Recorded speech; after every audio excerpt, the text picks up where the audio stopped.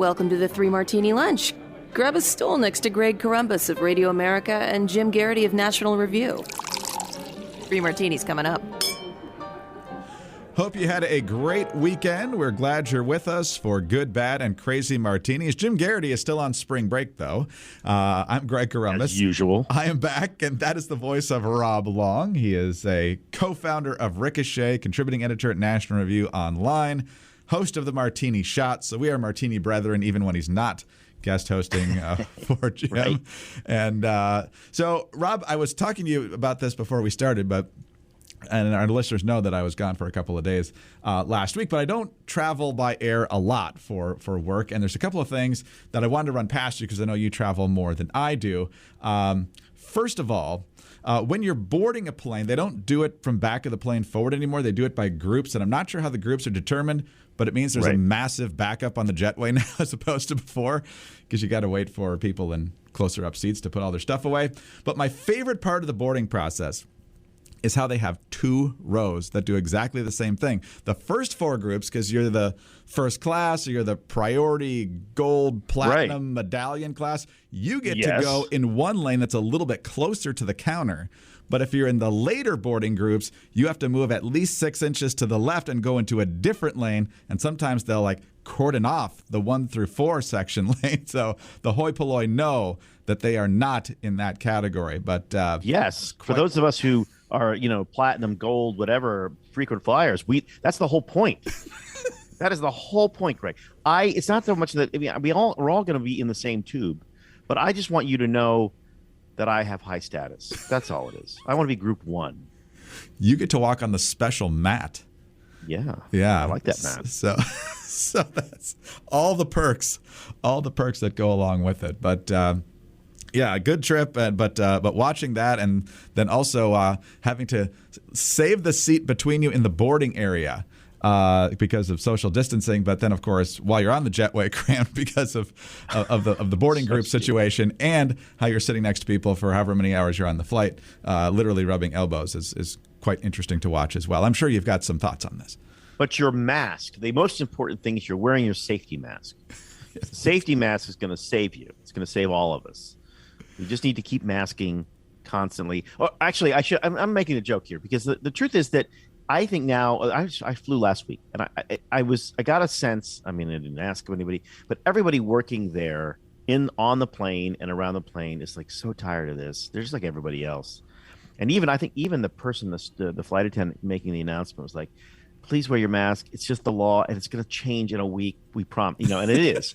So the idea that somehow in 2 weeks, I guess April 18th, I think. Yeah. In 2 weeks, suddenly it's going to be safe, but April 17th, it's not safe. It's just I think the absurdity of the crazy, safety COVID theater that we're all kind of done with, and you can tell we're done with it because there's a new variant coming, and people are like, I don't care, let it come. I got the shot, I got another shot, I don't care. Stop, and you could just feel nobody. We're just not going to play that game anymore, which I think is kind of a good sign. We're going to talk about a magical COVID policy change in the second martini today as well, unrelated to air travel. But let's first of all start with one of our fantastic sponsors today, and that is the phenomenal products from Moink. Now, the left doesn't want you to eat meat anymore. They think it's bad for the planet and all that stuff. They want you to eat veggie burgers and plant-based stuff, and if you're into that, that's fine. It's your choice, but don't feel bad about liking to eat meat because meat is great. 60% though of U.S. pork production comes from one company, and it's owned by the Chinese, and their hogs are given something called ractopamine, which is banned in 160 countries, including China. Yet you find it in your grocery aisle every day. But there's a better way. Not only is it phenomenal meat, but the way it's produced is important too, and that's why we want you to know about Moink. That's moo plus oink. That equals Moink. That's great. Moink. Moink delivers grass-fed and grass-finished beef and lamb, pastured pork and chicken, and sustainable wild-caught Alaskan salmon straight to your door.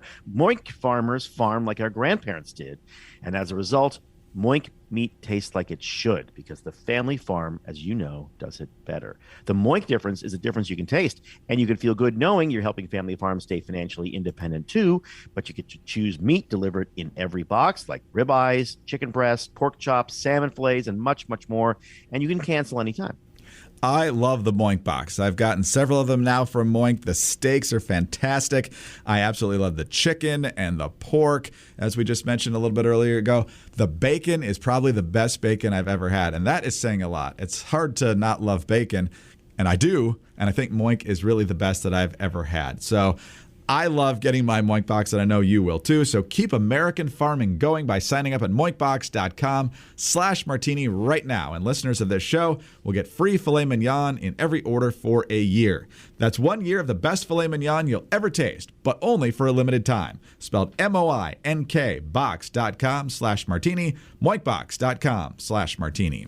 All right, Rob, let's talk about our good martini today. And this one's got social media all abuzz, and it's about social media. That's because Elon Musk, who is pretty hard to put into a box these days, and you can't say that about a lot of people when it comes to their politics, has decided to spend billions of dollars on shares of Twitter. Bloomberg with the story, Elon Musk took a 9.2% stake in Twitter Inc. to become the platform's biggest shareholder a week after hinting he might shake up the social media industry. Twitter shares surged as much as 26% after Musk's purchase was revealed Monday in a regulatory filing, the stock's biggest intraday increase in more than 4 years. The stake is worth about $2.89 billion based on Friday's market close. Musk polled his more than 80 million followers on Twitter last month, asking them whether the company adheres to the principles of free speech. After more than 70% said no, he asked whether a new platform was needed and said he was giving serious thought to starting his own. So the announcement comes just shortly after Jack Dorsey left, of course. We've got this new Twitter CEO, Parag Agrawal. And so people want to know what's going to happen. How's he going to shake up the board meetings, assuming he's allowed in? And it's the largest shareholder, I assume he will be. So, Rob, will Twitter be more fair with what it considers appropriate speech? And will we get an actual even-handed presentation on Twitter? Or is this going to be an expensive experiment and not changing much? I don't know. All I know for sure is it's going to be really, really interesting. Elon Musk is probably the most interesting person on the planet. He's the richest guy. And, you know, for once, he's a rich guy because he built something, right? I mean, he's not this sort of hedge fund financier, rich person making money on transactions and nonsense. This guy builds cars and trucks, plus puts things into space. You know, he's like he's like Tom Swift or Tom Swift's dad, if you're old enough to remember those books. He's inventor, he invents things. So, yeah, but he's also pretty smart, right? Because I think he probably, just from reading that poll, he asked himself, look, I have unlimited funds, basically. I could start Twitter if I wanted to. I could start a new Twitter. But then he thought, why am I starting a new Twitter? Why don't I just buy the Twitter that exists, right? Why build what somebody else has built? Why not just take it over? I have no idea what the Twitter justifications are for their throttling of free and open speech. It may be a little bit of liability. It may be a little bit of their sort of liberal, inclinations, whatever. But I know that Elon Musk is going to demand answers, and he's going to get answers. And the thing about Elon Musk is he delivers. He wanted to build an electric car. He built an electric car. He wanted to go into space. He went into space. These are all things that people said he couldn't do and couldn't happen. So I'm really super excited. It's going to be a much more interesting platform in place because Elon Musk owns it. Yeah, two closing thoughts here. First of all, do you think with Elon Musk there, we can actually get stories like the Hunter Biden laptop one from not being spiked a couple of weeks before an election? Well, yes, for sure. I mean, for sure that will happen. I think that will probably happen early on. But, you never really know if there was a lever that somebody pulled or if it was just an institutional bias, just that everyone there thinks the same way. So they don't even notice, like they say, that fish don't know that water is wet. And just having another person there, having a challenging, brilliant, genius there, I think would be helpful. I mean, Elon Musk is never going to do something like go away for 2 months and have a silent retreat somewhere in the Himalayas. That's just not his thing. He's a practical guy with his sleeves rolled up and he wants to do stuff. That alone, I think, will make Twitter a better place. Exit question, and probably the most important one. Which of these very prominent multi-billionaires do you think would make the best Bond villain? I still think it's Bezos, but you got Branson, Musk. I wouldn't put in that category, but obviously he's in the discussion probably. All these guys who like to dabble in space and all these other cutting edge things. Who do you think fits the bill best? Well, the best one, the most successful one would be Elon Musk. He's the one you don't want to go to the dark side because he would probably be really effective. But it does seem like it's probably Jeff Bezos, right? Because Bezos is kind of into everything, and he's like deceptively kind of like, oh, I'm just all shucks, just a nerd. What do I know? I would pick Bezos because I think he's probably better in the story. But the one I think in real life would be Elon Musk, and there'd be a lot of people thinking, let him take over. He's it'll be interesting. Well, if you are worried about a non-level playing field when it comes to free speech on social media, with Elon Musk there, perhaps you can sleep a little easier. But if you want to sleep even better, you want the fantastic products from MyPillow. That includes the pillows themselves, the Giza Dream Sheets, the mattress topper, walk around the house in the fantastic slippers. But there's also the fantastic MyPillow towel set. Nothing beats the feel of a luxurious towel when you step out of the shower. I love the MyPillow towels. They're big, they're soft, they're fluffy, they get you dry super quick. And right now, they've got a super deal. Towels regularly, this whole set at $109.99. You can get it for $39.99 a set. And here's what you get. You get the MyPillow 6-piece towel set that's made with cotton grown in the U.S. Other towels may feel good but don't absorb, or they absorb but don't feel good, but every MyPillow towel is made from proprietary technology that makes them highly absorbent but also soft to the touch without that creepy lotiony feel. Every set you buy comes with 2 bath towels, 2 hand towels, and 2 washcloths, available in a variety of colors and sizes. They're all machine washable. There's a 60-day money-back guarantee and a 1-year limited warranty, which is pretty amazing for a towel. For a limited time, get the MyPillow 6-piece towel set, regularly $109.99 for only $39.99 with the promo code Martini. Visit MyPillow.com/Martini or call 800-874-0104. You'll also find deep discounts on all MyPillow products, including the MyPillow mattress topper, MyPillow Giza Dream Sheets, and so much more. Get your 6-piece MyPillow towel set for only $39.99 today at MyPillow.com/Martini or call 800-874-0104. MyPillow.com/Martini. Rob, let's move to our bad martini now. And the bad martini is that the Biden administration has decided that come May 23rd, Title 42 is done. Title 42 was Donald Trump's Remain in Mexico policy. While your asylum claim and other claims are being evaluated and adjudicated, you don't get to come to the United States. You stay in Mexico, and therefore you don't just slip off and get lost somewhere and never show up for a court date and that sort of thing. Seemed to be working quite well, in fact. The Mexicans were actually doing a very good job of helping us along with that. Well, the Biden administration has rolled back most of the Trump border security policies. This was the one we definitely didn't want them to roll back, but come May 23rd, they're going to. And the reason, Rob, is, because the pandemic is easing. Not the reason Title 42 was put on in the first place. That was there well before the pandemic, but that was the excuse the Biden administration had for keeping it temporarily. But they're going to lift it. States are suing, at least 3 of them, Arizona, Louisiana, and Missouri. And we'll see what happens in court. But according to estimates, right now, there's about 7,000 illegals who come into the country each day. Rolling this back would be 18,000 per day. And so one of the attorneys general who is suing Biden is Mark Brnovich out in Arizona. And this is what he said to Fox and Friends. If the Biden administration rescinds this policy, it will result in more than 500,000 people, it's estimated, to illegally cross our border in just 1 month. That's like the entire population of Baltimore, Atlanta, Georgia. So the system is already being overwhelmed. The cartels have seized control of the border. We see a record amount of fentanyl coming into this country. And now you're going to throw on top of that hundreds of thousands of people, millions of people just stretching thin our social and safety network and endangering our communities. So, Ainsley, I'm doing everything I can to hold the Biden administration accountable and stop them from destroying our southern border. And the 2 Democrats who represent Arizona in the Senate, Mark Kelly and Kirsten Sinema, publicly opposed to this very much as well, saying that the Biden administration is doing this with no plan in place to have a way to deal with the surge of humanity that's going to be coming to this border. So the question, Rob, is what plausible reason does this administration have for doing this? I don't know what the plausible reason is. It doesn't seem like it's smart politics. We know now, we really can say without any doubt that Hispanic immigrants to the United States will happily, especially in border counties, will happily vote for the Republican, even happily vote for a immigration hawk like Donald Trump. So there doesn't seem to be a political reason to do it. And there doesn't seem to be a COVID reason to do it either.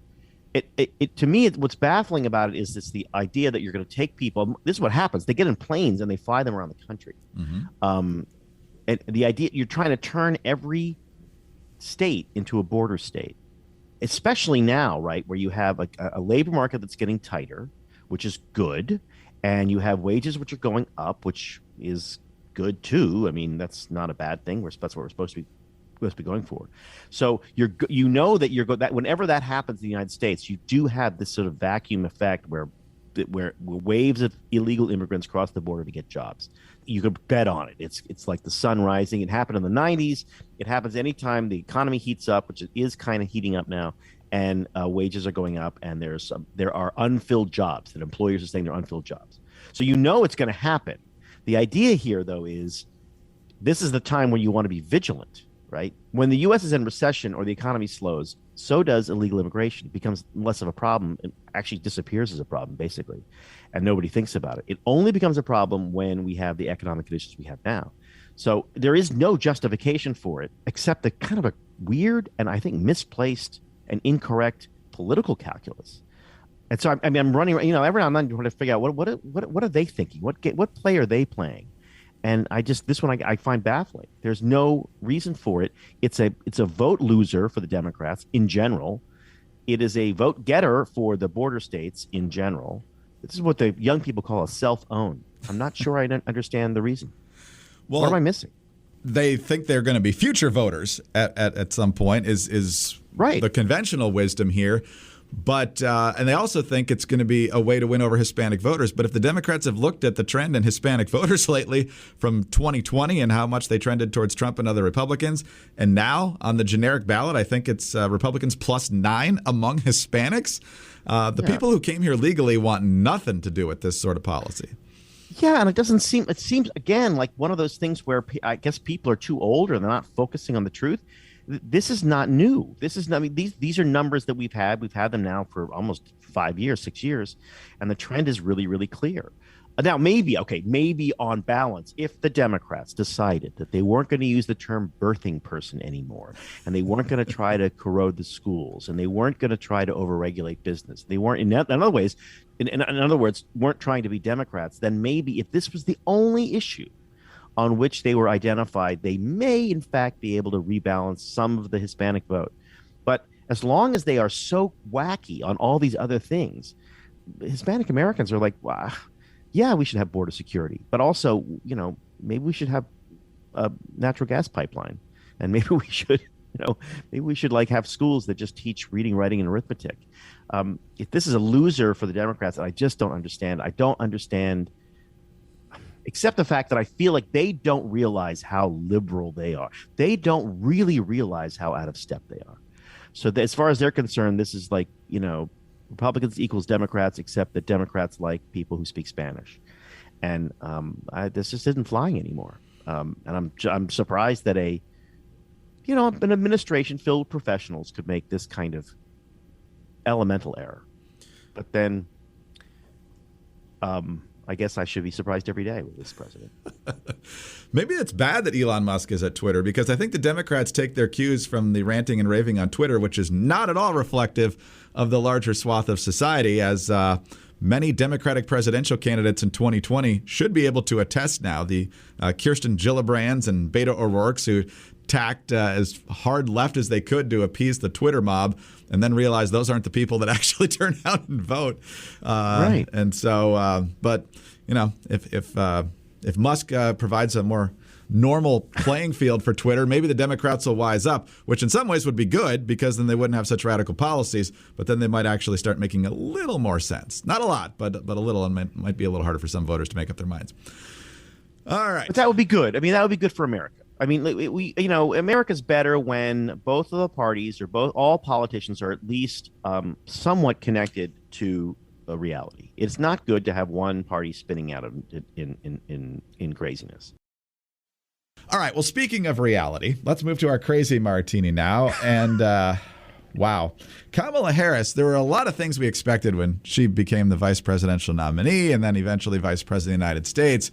Not being able to spit out a coherent sentence really wasn't one of them. We expected her to be tacking far left, further left than Biden, who's tacking further left than a lot of us expected. But public event after public event, Rob, you're just left there scratching your head. So we got a couple of doozies for you today. First of all, here she is with Soledad O'Brien on BET. And they're talking about, I guess, the upcoming elections and the best way to maybe forge a compromise to make sure that we have elections that everybody can accept. And so one of the things that Soledad O'Brien says, could one of the compromises be voter ID? Could that be part of a compromise? And listen to Harris try to explain why she can't get behind that. Is agreeing to voter ID one of those compromises that you'd support? I don't think that we should underestimate what that could mean.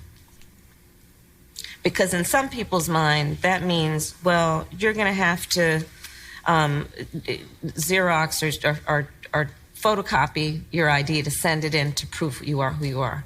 Well, there are a whole lot of people, especially people who live in rural communities, who don't. There's no Kinko's, there's no Office Max near them. People have to understand that when we're talking about voter ID laws, be clear about who you have in mind and what would be required of them to prove who they are. Of course, people have to prove who they are, but not in a way that makes it almost impossible for them to prove who they are. Okay, Rob, I believe that suggesting, as Democrats did in the past, that many minorities can't afford an ID is probably the most insulting argument against voter ID. But rural people not being able to make a copy of it is right up there. I'd give her $1 million so she could name one rural person. Who's the last rural person she met? I always hate talking about liberal media bias because it's so easy, and people who are on the right are always doing it, and it sounds like a cop-out. But if this woman was a Republican, she would be a national 24/7 joke. The idea that now I'm old, so I remember Vice President Dan Quayle. Vice President Dan Quayle was lambasted for being a moron and being stupid, and everything he said was dumb. Vice President Dan Quayle is actually a very smart person, very bright, very thoughtful and analytical, a little bit awkward on the stump, but that was it. Put it this way, he could do Wordle. Kamala Harris would have trouble with doing Wordle, put it that way. But what I love about her is that she's literally behaving as if she's in the HBO show Veep. People used to say about her, she's a really bad campaigner. Or you'd say that she's a bad campaigner. And they go, hey, listen, she won 2 statewide in California. That's not bad. But they were really easy for her to win, and they clearly didn't challenge her at all, and they didn't make her any better or sharper. And this argument, especially, is so lame. You'd think that, look, voter ID stuff has been debated for years and years and years. You'd think she'd at least be able to turn on the boilerplate for why she's against it, instead of trying to make it up on the spot, which is what she was trying to do. And it's hard even to contend with the argument. But I would just say that Kamala Harris and her ilk have no trouble demanding that I show my vaccine card everywhere I go. The idea that everyone's got to have a vaccine card seems to be completely normal, and there was no talk of whether I have an Epson printer in my disposal, whether there's a Kinko's nearby. There's a UPS store everywhere, by the way, so anybody can get it copied. I would not worry about that. And by the way, they have copy machines in public libraries, a place that I think Kamala Harris has never been. So not only is your argument wrong, but it's sort of terrifying to think, look, we have to admit, because she's the vice president, she is the Democratic front runner to come after Joe Biden. Or maybe, God forbid, we now have to hope that Joe Biden hangs on. Because the level of incompetence and kind of like almost like, I don't know, it's like slovenly kind of laziness. Like she's talking to a friend anyway, so she's not even trying to make an argument. You know how it is when you're sitting around with your friends and you're like, hey, let me tell you something. And you don't even bother to look up the facts. That's kind of how it sounds from her. This kind of shambling, everything's cool, I'm fine, you know me. which is so inappropriate and infuriating. But on the other hand, if you write jokes for a living, she is gold. If you're Greg Gutfeld, you're like, this is fantastic. This is a good 30 minutes of content from me. And so you have to be grateful for some stuff. Well, I don't know how much we're going to comment on this one, but since it's a Monday and you need one more laugh, here's Kamala Harris talking about how the U.S. is going to help Jamaica post-pandemic. We also recognize, just as it has been in the United States for Jamaica, one of the issues that has been presented as an issue that is economic in the way of its impact has been the pandemic. So to that end, we are announcing today also that we will assist Jamaica in COVID recovery by assisting in terms of the recovery efforts in Jamaica that have been essential to, I believe, what is necessary to strengthen not only the issue of public health, but also the economy. So just to sum up, we're going to assist the recovery effort by assisting the recovery effort. I agree with every word she said. You remember that Miss America contest or something? I forget what it was. And the poor young woman being asked a question about Iraq or something, and she kept saying, "Why can't Americans?" Well, in the Iraq and the U.S. Americans, and she just talked this weird word salad for like 30, 40 seconds, and it's just, you can find it, you can Google it. It's a meme now. That's what she did. Her brain left her, and she just started talking, and I just find that really strange. It's like she's the second. Really at the pinnacle of United States politics, and she doesn't have the skill to speak extemporaneously about something without sounding like she's got a concussion. Like I would want to check her pupils at this point, and I find that just astonishing that she can't even revert to auto talk boilerplate the way every professional politician can. Instead, she just meanders and goes crazy. And you get a sense that this is the problem with the Democrats in general, is that they have it so good. The press loves them. The culture supports them. They have all of the reins they need. And it's made them soft and stupid. And she is the example of that. She never ran. She never had a crucible. She never ran a tough race. She never faced a reporter who didn't like her. She never had to work for it. And it's not a surprise that she's no good at it, because she never needed to be. And that is in the DNC, which I have to say, full disclosure, I am not, I would be nervous about that. Why don't they have any Democrats who can really, where's their next Bill Clinton? Bill Clinton would have answered that question. He would have knocked it out of the park. He at least would have given you a coherent sentence. I can tell you that much. But Rob, yeah, it's like we said, it's the gift that keeps on giving. And so yeah, no, I'm not complaining, by the way. maybe we'll have another one when you're with us later in the week. So we can cross our fingers and hope that's the case. But thanks very much for filling in today, and talk to you later. Next time. Rob Long, co-founder of Ricochet, host of the Martini Shot podcast, and he's also contributing editor at National Review Online. Oh, and he's co-host of the Glop podcast. So busy guy. Always great to have him with us. Jim Garrity is on vacation. I'm Greg Corombos of Radio America. Do subscribe to the 3 Martini Lunch if you don't already. Please tell a friend about us as well. We're very grateful for your 5-star ratings and your kind reviews. Please keep those coming. Also, get us on those home devices. All you have to say is play 3 Martini Lunch podcast. Follow us all on Twitter. Rob is at RCBL. Jim is at Jim Garrity. I'm at Dateline_DC. Have a great Monday and join us again on Tuesday for the next 3 Martini Lunch. Former Delta Force Commander Jerry Boykin joins us to discuss the left's Marxist assault on our nation. I'm Sarah Carter. On the latest Sarah Carter Show, General Boykin also addresses President Biden's string of gaffes on his trip to Europe. I'll also share some of my amazing trip to the border last week and react to the news that the border crisis is expected to get even worse. Follow the Sarah Carter Show at Apple, Spotify, or wherever you get your podcasts.